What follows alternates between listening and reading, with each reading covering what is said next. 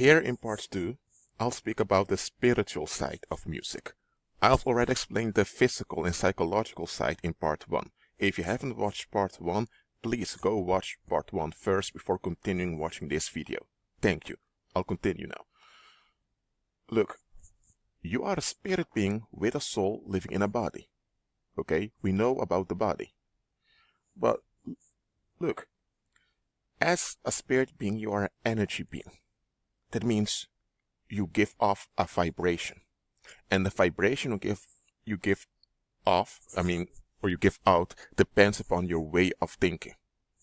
Now, your thinking can only operate on two frequencies. You can only operate on one frequency at the time. There is the original frequency, that's the frequency of faith, or you can call it the frequency of righteousness, or the frequency of love. That's the frequency all human beings are meant to operate in. But mankind, due to the fall of man in the Garden of Eden, we are born sinners. That means we are born dying. That means that we don't operate on the right frequency. We need to become born again. And after we are born again, then we need to be renewed in our mind. Why? So that we will operate on the right frequency. Because people that aren't born again, they operate on the frequency of fear. Now, what is fear? Fear is a perversion of faith. Faith is the original frequency that we all ought to operate on, but fear is a low, cheap, heavy counterfeit. I say heavy because it's burdensome. But that's a default frequency everyone operates into. So, you need to be delivered from that, and you need to learn to walk by faith after you become born again. There are religions in the world that try to imitate walking by faith, and some come close to it, but it's still on the fear frequency. It's just a light version of the fear frequency, but it's still the fear frequency.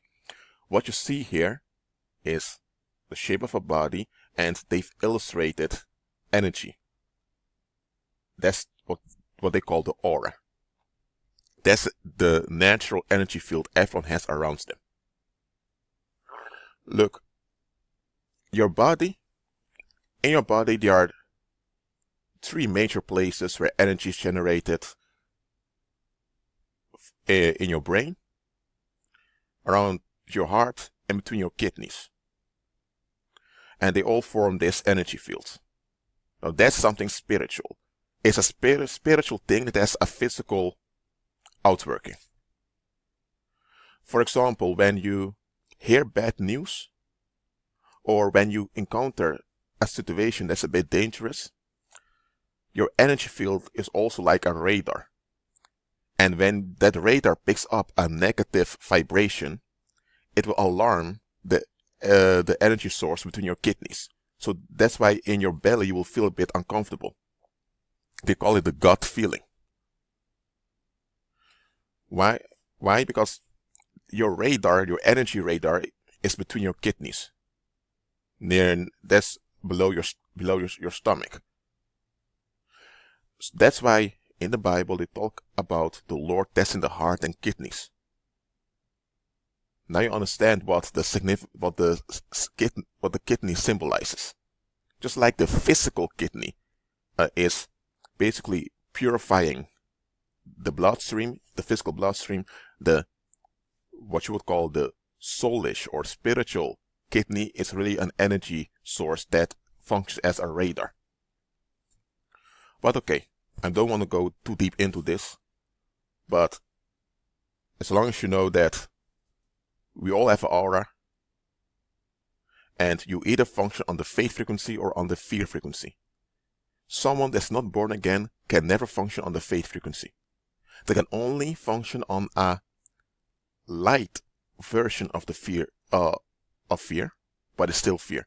Someone that's born again ought to operate on the faith frequency. Someone that's born again ought to operate on the faith frequency all the time.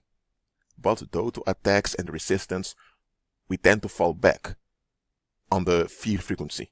That doesn't mean that you're not delivered. It means that when you're under attack, sometimes you tend to fall back due to invasive thoughts. Now, falling back doesn't mean that you are in bondage again. It means that just you have, I would say, an energy tumor around you. I want to explain this clearly. Once you are delivered, you are delivered. Okay? But that you're delivered doesn't mean you can't be attacked later on in the future. Someone that's been born again and is delivered will face attacks, and from time to time they will be wounded in their aura, and they will have depressive moments. But it doesn't mean that someone has fallen back into sin. No, it just means they are under attack. So you need to separate those two. Sin is that fallen way of thinking, and sins are the compulsive behaviors that come forth out of that way of thinking. After you become born again, you need to be renewed in your mind so that your mind is centered around the righteousness of Christ.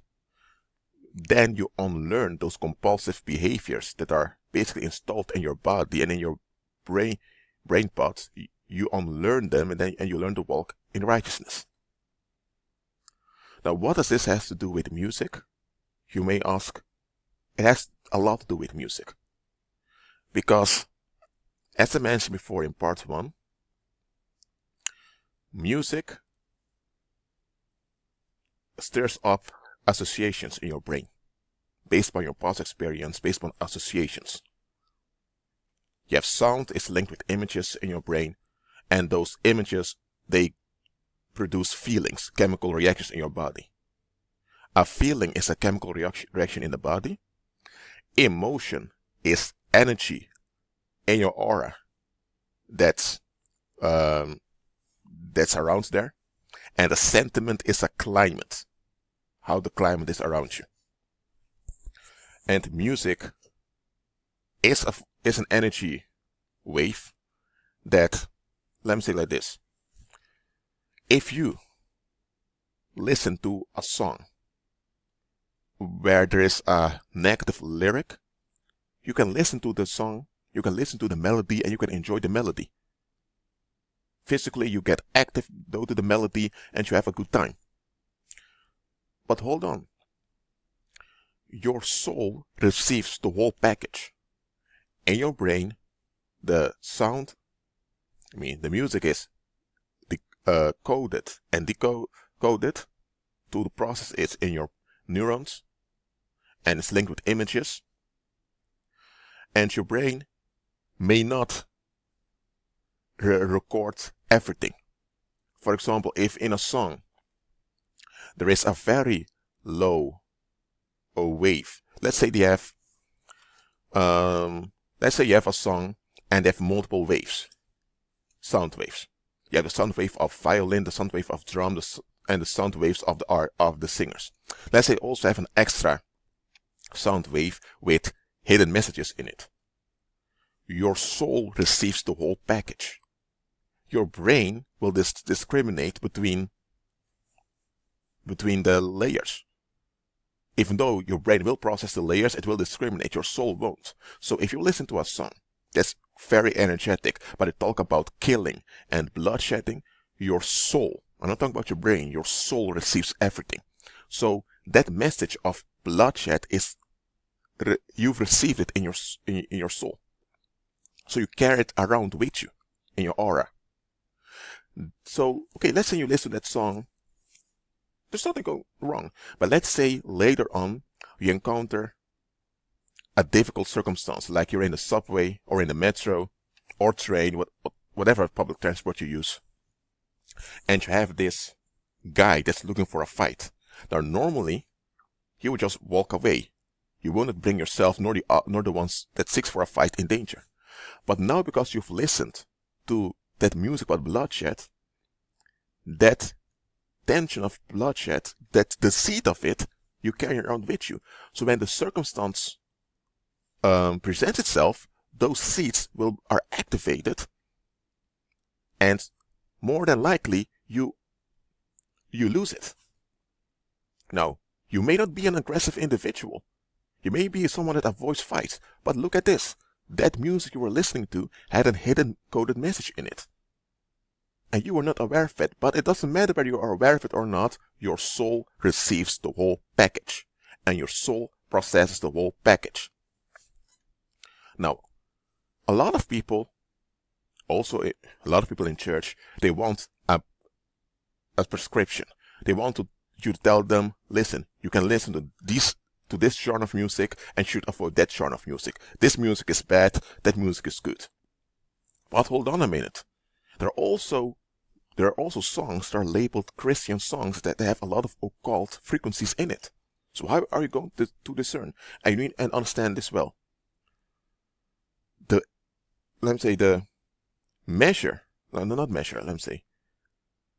impact of the music depends upon how you are as an individual.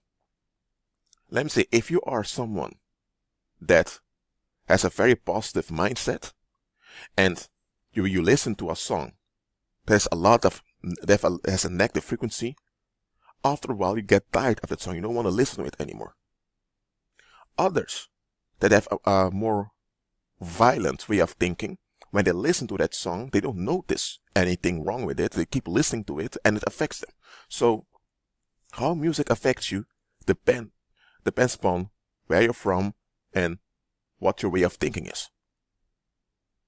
Look, if you're listening to a Spanish song, and I talk about making love, but you don't understand Spanish at all, you don't understand Spanish, your brain doesn't have the pattern of that language decoded in it, near you as a soul, near you as a spirit being, so your soul has never encountered the understanding of Spanish, so you listen to that song, the lyrics won't affect you because you don't understand Spanish. For you, it's just mumbling, it's just sound. But let's say you speak French, you understand French, and someone has made a sad song. Now, because your brain and also your soul understands French, all the words, the whole French lyric is decoded and stored in your brain and in your soul. And listen to this, it builds a pattern. So I'm not going to give you a prescription which music you should listen to or not listen to. Alright? But understand this. And I'm not sure if I'm going to make a part 3 of this. If you have music that is dedicated to worshipping unclean spirits, then, and let's say that even in the lyrics they openly admit this, then I would recommend you to stay away from that music. I really do. But you need to understand this. Those that are in the music industry, not all of them, but most of them are involved in spirit worship. They follow the teachings of Pythagoras. Let me see if I've written it right. Yes. They follow the teachings of Pythagoras. And Pythagoras was a Greek philosopher. He was the first, what they would call a white man that owned a mystery school, a European mystery school. It was really for Greeks, but it was meant for people from Europe. He did this in Italy, and Pythagoras was obsessed with numbers. His magic that he taught people was all centered around numbers, about mathematical formulas. And he was a brilliant man. In a sense, he had a lot of understanding. And he studied the brain, and he found out that the brain operates through repetition, and it builds patterns based on repetition. So if you make songs that have a lot of repetitive sounds in it, people will become attached to it, and the song will be popular, it will be successful. And it's also a way to influence people. So most of the people in the music industry today, they follow the teachings of Pythagoras. And what Pythagoras has taught concerning music can be applied neutrally. But because those people who follow Pythagorean magic are often involved in spirit worship, there's often something off with the music they make. But that's it for part 2. I'll see you in part 3.